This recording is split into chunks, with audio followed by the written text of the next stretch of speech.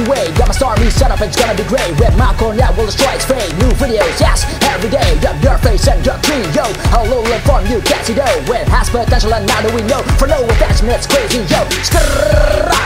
To throw them all into the discard, yeah, from one all the way to the section. Ask yourself, what the hell is that? Lost to a road jack on the block, now you know it hits real hard. Alolan Dutrio, one hell of a car. Let's talk about it, get from the start.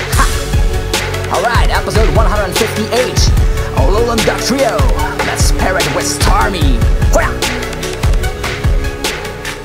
What's up YouTube, it's TCG here and welcome to episode 158, where we'll be taking a closer look at Alolan Dutrio from the new Ultra Prism set and why it can actually become quite the great deck. But first, be sure to hit that subscribe button for more great Pokemon TCG content like this, and also smash the little notification bell so you're updated immediately when a new video pops up on the channel. Okay, let's dive right into it by checking out Alolan Dugtrio. The thing you immediately notice is that it only has a miserable 60 HP, that's right, meaning things like Piplup and Riolu have even more HP than this stage 1, which is quite sad. You could boost it up with bodybuilding dumbbells to 100 HP, but still that puts it in a 1-hit KO range for almost everything in the entire format, so don't try and do that. Rather, you just attach Choice Band. That will be the main tool card for Dugtrio, so you'll be able to go for those big numbers. Okay.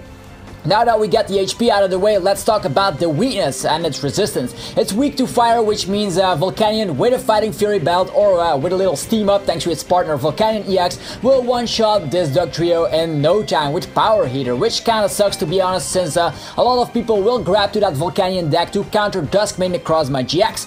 Not much we can do about it, so not the great matchup indeed. So the resistance to Psychic, however, is definitely great to have because things will be coming up maybe with Garbodor might just make a comeback, so having a resistance to Psychic always helps out, I guess, but with that amount of HP you won't be resisting much at all, so don't even bother about it too much. It also has one retreat cost, which is kind of meh, I guess, because we don't even need energies to attack, and yeah, that's right, ladies and gentlemen, we can attack for free. We're going to have 0 energies attached to our Alolan Dugtrio, and why is that? Because of the attack Gold Rush. For 0 energies, it lets us discard as many metal energies from our hand as we possibly want, and for each energy we discarded in that way, we deal 30 damage. So let's get our calculation correct. If we discard 6 energies from our hand and we have Choice Band equipped, we can deal 210 damage. How crazy is that? And that seems to be the magical number. Things like Zoroark GX will go down, Buzzwole will go down, Golisopod GX will go down, Silvally, everything will go down to this crazy Alolan Dugtrio. So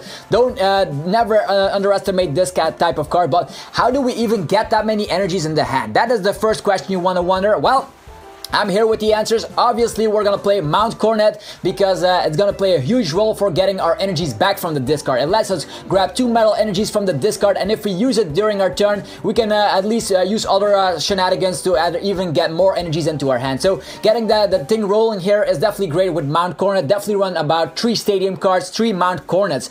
On its own, that's not bad. We can always go for the 2 shots with Alolan Dugtrio, but we definitely want to go for the 1-hit KOs from time to time. So how do we get more energies in the hand? We have Professor's Letter. This is another great way to get 2 basic energies from the deck straight into our hand. So a bunch of them, maybe play about 2 of those or maybe 3. It all depends on your playstyle. And then the perfect tech card for Alolan Dugtrio. Let you guys guess. I can definitely make it work here. We're gonna use Starmie from the Evolution set. You're right, that is the card that we're gonna pair with Alolan Dugtrio. The ability Space Beacon from Starmie lets you grab 2 basic energies from your discard pile if you discard 1 card from your hand, and that comes in handy, don't you think? So let's say we have Mount Coronet in play, and we have 2 of these amazing Starmies out on the field as well. Well, then we can just get 6 basic energies, actually metal energies, we're gonna run metal energies, 6 basic metal energies from our discard in a single turn. And you know what that means, right? Yup, a consistent amount of 210 damage on the opponent's face. Bam! And that's for a puny Pokemon with only 60 HP. So definitely test this deck out. This idea looks great on paper. Well, definitely have to test if it works. And yeah, tournaments, because this is gonna be one of those crazy rogue decks that might just take tournaments by storm. Since we always try to come up with new episodes every week, this is gonna be the deck for this week. For other cards that might come in handy in this deck, maybe Fisherman. this card can grab 4 basic energies from the discard immediately. In situations where you don't have access to your Starmie or your ability blocked or something like that, you can use this in order to get back your energies. So this could be great. Also, if you're not ability blocked, you can also search it out with Tapu Lele-GX to get that Fisherman, and boom, out of nowhere you can get those KOs. You can also try out Palpat to get back your Fishermans, but that's just an idea which I haven't tested yet. So maybe you can try out Fisherman with Palpat, that combination, but definitely one Fisherman in the deck should be efficient.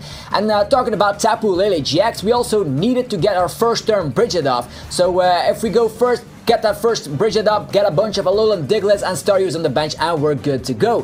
Nazball could also work out if you don't have Tapu Lele, just to keep it in mind for the players that don't have the budget for Tapu Lele. You could still make this deck awesomely work thanks to a Nazball, so definitely test that out. And things like Evosoda could also speed up the process for you to evolve your bench Pokemon, or your Pokemon in general. It's gonna be all stage 1 Pokemon, so Evosoda is the perfect way to get them out.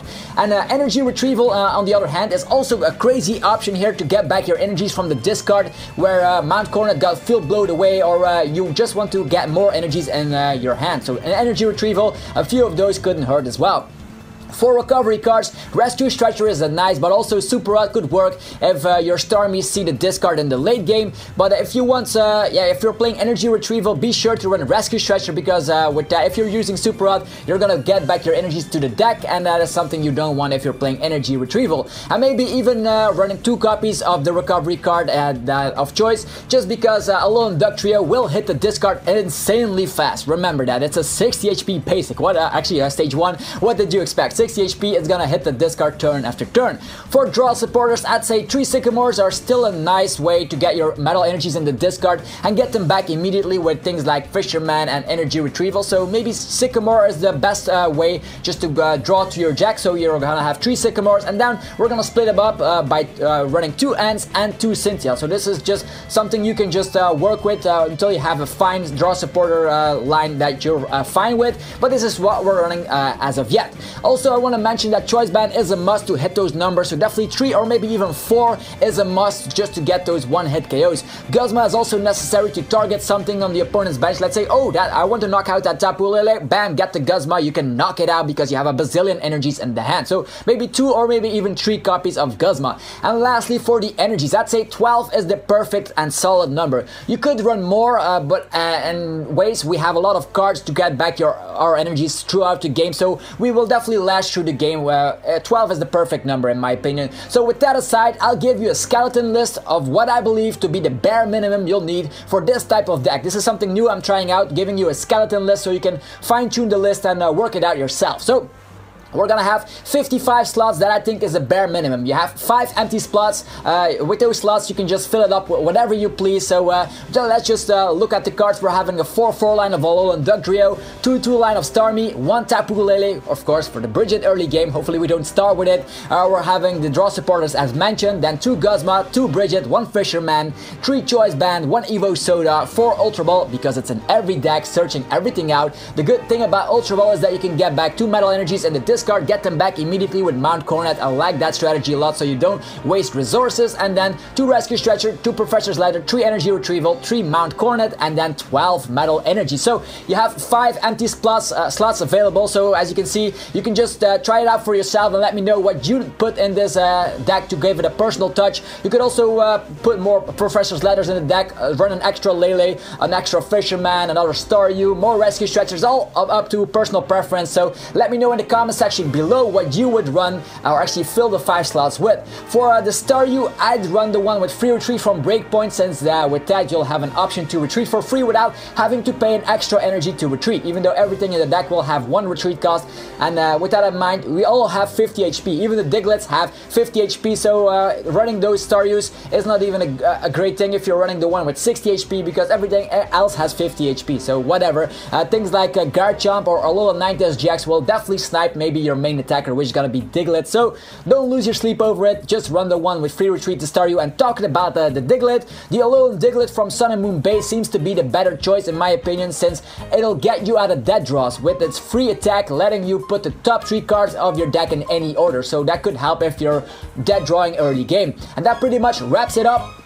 I thank you all very much for tuning in for another episode on my channel. This is another one of those crazy deck ideas that might just take tournaments by storm as mentioned, so be sure to destroy the like button if you enjoyed it, and let me know in the comment section what you think about this deck. Are you gonna try it out? Are you gonna fill the 5 slots that are remaining in the skeleton, or are you gonna change the skeleton at all and run something differently? I think it packs quite the punch and people should not underestimate this deck. Anyways, have a fantastic rest of your day, and I'll be seeing you guys tomorrow with more Pokemon TCG content.